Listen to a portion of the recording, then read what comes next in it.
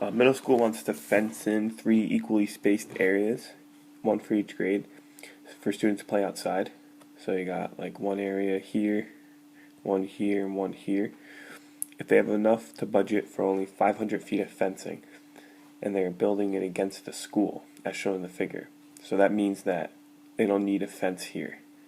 So you only need fence for these parts, these parts, and these parts. What should the dimensions of the play space be designed for one of the grades to maximize the area? All right, no fences needed against the wall of the school. So, one relationship we have is that we have 500 feet of fencing. So 500 feet should equal 1, 2, 3, 4y. Alright, so if y represents like this length of that rectangle, then we have 4 of those that have to add up to 500. And then 1, 2, 3 x's. So 4y plus 3x represents the total amount of fencing that we need. And we know that there's 500 feet, and we want to use all of it to maximize that area. So now that's one equation with 2 variables. So our other equation could be in terms of area. So it says we want to maximize the area for one of the grades. So that's like just this part. So that area is going to equal x times y. So now we want to maximize this. Alright, so if we were to graph it, and we want to find the vertex of that parabola.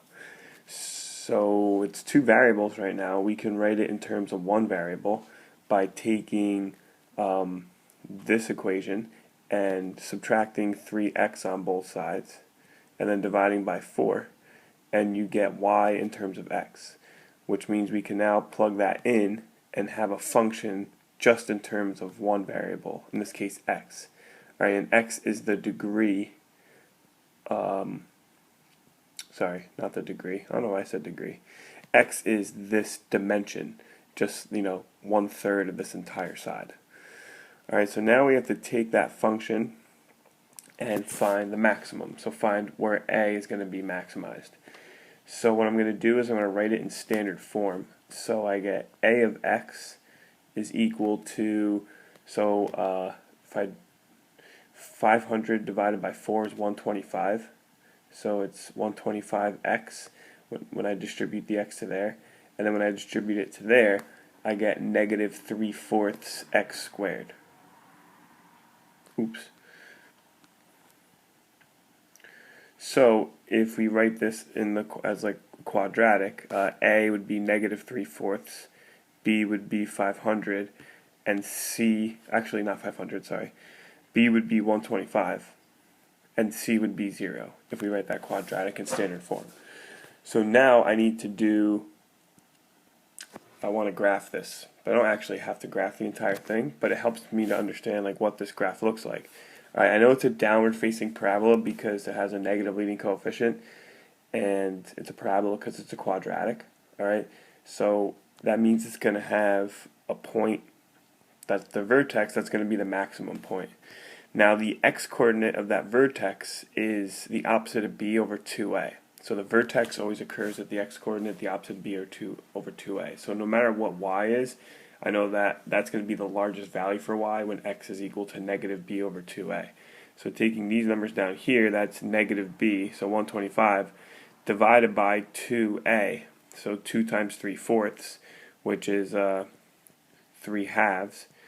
So that's going to be a negative divided by a negative, so it's positive 125, divided by 3/2, which is the same thing as multiplying by 2/3. Alright, this would equal 3 over 2, and then flip and multiply.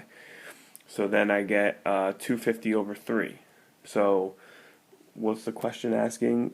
What should be the dimensions? So the length x should be 250 over 3. Alright, so that would also be 250 over 3. This part here would also be 250 over 3. So this whole side is 250. So you got 250 left for these 4 parts. So that's going to be 250 divided by 4 for y, so that's going to be half of 125, so like 125 over 2. So those are going to be your dimensions. 250 over 3, so about 88.3, divided by 125.2, so about like 62.5.